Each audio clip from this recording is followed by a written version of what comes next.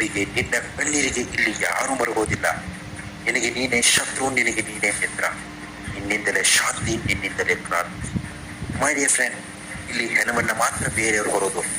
ಅಷ್ಟ ಸುಖಗಳನ್ನ ನೀನೇ ಹೊರಬೇಕು. ನಿನ್ನ ಭುಜಗಳಿಗಿಂತ ನಿನ್ನ ಮನಸ್ಸನ್ನ ಗಟ್ಟಿ ಮಾಡ್ಕೋ. ಬಿಟ್ಬಿಡು ಬೇರೆಯವ್ರ ಚಿಂತೆಯನ್ನ. ನಿನ್ನ ಸಮಯ ಬಂದಾಗಿದೆ, ಅದನ್ನ ಸರಿಯಾಗಿ ಉಪಯೋಗ ಮಾಡ್ಕೋ. ಬಾರದೇ ಇರೋ ಜನಗಳಿಗೆ ನಿನ್ನತನವನ್ನ ವಿವರಿಸುತ್ತಾ ನಿನಗಿರೋ ಅಮುಖ್ಯವಾದ ಸಮಯವನ್ನ ಯಾವತ್ತೂ ಹಾಳು ಮಾಡ್ಕೋಬೇಡ. ನಿನ್ನ ಬಗ್ಗೆ ಸುಳ್ಳು ಸುದ್ದಿಗಳನ್ನ ಯಾವಾಗಲೂ ಸೃಷ್ಟಿ ಮಾಡೋರು ಯಾರು ಗೊತ್ತಾ? ನಿನ್ನನ್ನ ದ್ವೇಷಿಸುವವರು. ಅವರೇ ಇಂತಹ ಕೆಲಸಬಾರದ ವಿಷಯಗಳನ್ನ ಸೃಷ್ಟಿಸುವುದು, ಇಲ್ಲ ಸಲ್ಲದ ಆರೋಪಗಳನ್ನ ಹಬ್ಬಿಸುವುದು. ಅವರಿವರ ಚಿಂತೆಯನ್ನ ಬಿಟ್ಬಿಡು. ಗೆಳೆಯ, ನಿನಗೆ 2 ಸ್ಟೋರಿಗಳನ್ನು ಹೇಳ್ತೀನಿ ಕೇಳು. ಒಂದು ಕಾಲದಲ್ಲಿ ಮಾರುತಿ 800 ಕಾರ್ ತಗೊಳ್ಳೋಕು ತುತ್ತಿಗೆ ಪರದಾಡ್ತಾ ಇತ್ತು ಒಬ್ಬ ವ್ಯಕ್ತಿ.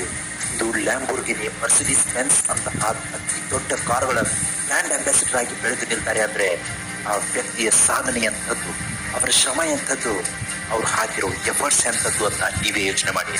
ಇಟ್ಸ್ ನನ್ other than master class Sachin Tendulkar. Friends, ನಿಮಗೆ ಮತ್ತೊಂದು ಸ್ಟೋರಿ ಹೇಳ್ತೀನಿ ಕೇಳಿ.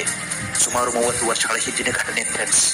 ಒಬ್ಬ ಕಾರ್ನ ಮಾಲೀಕ, ನನ್ನಿಂದ ಇದು ಸಾಧ್ಯ ಇಲ್ಲ, ಈ ಕಾಂಪಿಟಿಷನ್ ದುನಿಯಾದಲ್ಲಿ ನನ್ನ ಕಾರ್ನ ಯಾರು ಕೊಂಡ್ಕೋತಾರೆ, ನನ್ನಿಂದ ಇದು ಸಾಧ್ಯವಿಲ್ಲ, ನನ್ನ ಕಾರ್ ತಯಾರಿಸುವ ಕಂಪನಿಯನ್ನ ಮಾರಿಬಿಡೋಣ ಅಂತ ಜಗತ್ತಿನ ಅತ್ಯಂತ ಶ್ರೇಷ್ಠ ದೊಡ್ಡ ಕಂಪನಿಯಾದ ಫೋರ್ಡ್ ಕಂಪನಿಗೆ ತನ್ನ ಕಾರ್ನ ಕಂಪನಿಯನ್ನ ಮಾರೋದಕ್ಕೆ ಮುಂದಾಗ್ತಾರೆ. ಆದ್ರೆ ಫೋರ್ಡ್ ಕಂಪನಿಯವರು ಇದನ್ನ ಸರಾಸಗತವಾಗಿ ತಿರಸ್ಕರಿಸ್ಬಿಡ್ತಾರೆ.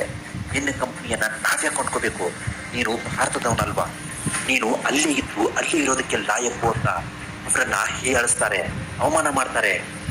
ಒಂದು ನಯಾ ಪೈಸಕ್ಕೂ ಯೋಗ್ಯತೆ ಇಲ್ಲದ ನಿನ್ನ ಕಂಪನಿಯನ್ನ ತಗೊಂಡು ನಾವು ಸಾಧಿಸೋದಾದ್ರೂ ಏನು? ಆ ಭಾರತದ ಕಾರ್ ಮಾಲೀಕನಿಗೆ ಫೋರ್ಡ್ ಕಂಪನಿಯವರು ಅವಮಾನ ಮಾಡ್ತಾರೆ.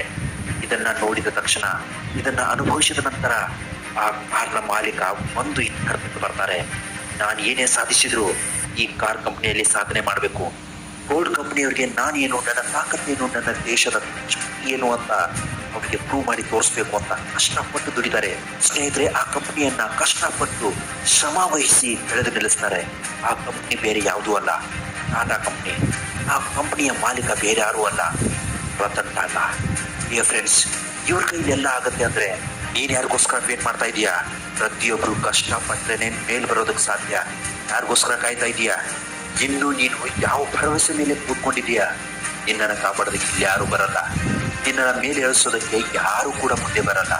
ಗೆಳೆಯ, ಈ ಜಗತ್ತಿನಲ್ಲಿ ಅಸಾಧ್ಯವಾದದ್ದು ಯಾವುದೂ ಇಲ್ಲ. ಅದಕ್ಕೆ ಬಿದ್ದರೆ ಈ ಜಗತ್ತಿನಲ್ಲಿ ಗೆಲ್ಲಬಹುದು. ಯಾರಿಗೂ ನಿನ್ನ ಕನಸುಗಳನ್ನ ಹೇಳ್ಕೋಬೇಡ, ಕೇವಲ ಆ ಕನಸನ್ನು ನನಸು ಮಾಡಿ ತೋರಿಸು. ಯಾಕಂದ್ರೆ ಜನ ಕೇಳೋದಕ್ಕಿಂತ ನೋಡೋದನ್ನ ಇಷ್ಟಪಡ್ತಾರೆ.